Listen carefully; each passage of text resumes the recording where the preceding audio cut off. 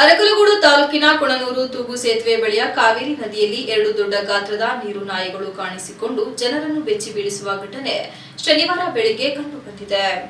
ತೂಗು ಸೇತುವೆ ಮೇಲೆ ಜನರು ನಡೆದುಕೊಂಡು ಬರುವ ವೇಳೆ ಮೊಬೈಲ್ನಲ್ಲಿ ಫೋಟೋ ತೆಗೆಯುವ ವೇಳೆ ನೀರು ನಾಯಿಗಳು ಜೋಡಿಯಾಗಿ ಕಲ್ಲಿನ ಮೇಲೆ ಮಲಗಿ ಬಿಸಿಲು ಕಾಯಿಸುತ್ತಿರುವ ದೃಶ್ಯ ಸೆರೆಯಾಗಿದೆ.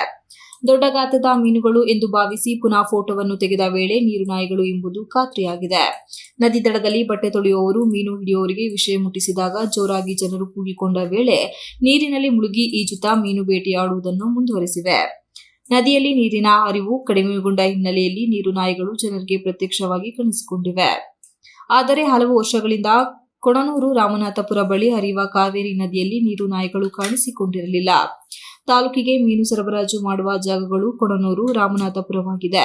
ಇಂತಹ ಸ್ಥಳದಲ್ಲಿ ಏಕಾಏಕಿ ನೀರು ನಾಯಿಗಳು ಜಂಟಿಯಾಗಿ ಕಾಣಿಸಿಕೊಂಡು ಮೀನುಗಳನ್ನು ಬೇಟೆಯಾಡುತ್ತಿರುವ ದೃಶ್ಯ ಮೀನುಗಾರರು, ದನ ಕರುಗಳಿಗೆ ನೀರು ಕುಡಿಸುವ ರೈತರು, ನದಿಯಲ್ಲಿ ಈಜಾಡುವವರು ಹಾಗೂ ಬಟ್ಟೆ ತೊಳೆಯುವವರಲ್ಲಿ ಆತಂಕ, ಭಯವನ್ನುಂಟು ಮಾಡಿದೆ ಎನ್ನಬಹುದು.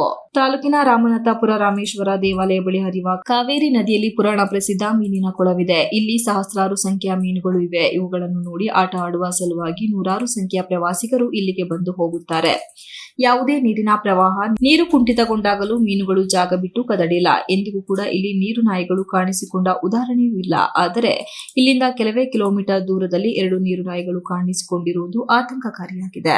ರಜೆ ಬಂದಾಗ ಕಾವೇರಿ ನದಿ ಪಾತ್ರದ ಮಕ್ಕಳು ನೀರಿಗೆ ಇಳಿದು ಈಜು, ಸ್ನಾನ ಮಾಡುವುದು ಸಹಜ ಪ್ರಕ್ರಿಯೆ. ಈ ವೇಳೆ ಪುಟ್ಟ ಮಕ್ಕಳು ಕೂಡ ದಡದಲ್ಲಿನ ನೀರಿಗೆ ಇಳಿದು ಆಟವಾಡುತ್ತಾರೆ. ಇಂದು ಕಾಣಿಸಿಕೊಂಡಿರುವ ನೀರು ನಾಯಿಗಳು ದಡದ ಸಮೀಪವೇ ಮೀನುಗಳನ್ನು ಬೇಟೆಯಾಡುವುದು ಕಂಡುಬಂದಿದೆ. ಈ ಸಂದರ್ಭದಲ್ಲಿ ಜನರು, ಮಕ್ಕಳು ಜಾನುವಾರುಗಳ ಮೇಲೆ ದಾಳಿ ಮಾಡುವ ಆತಂಕ ಎದುರಾಗಿದೆ.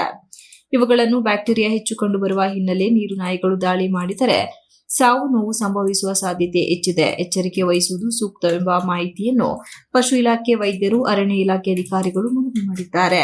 Virupaksha, TV 46 news Kannada, Arakalagudu. You are watching TV 46 News Kannada.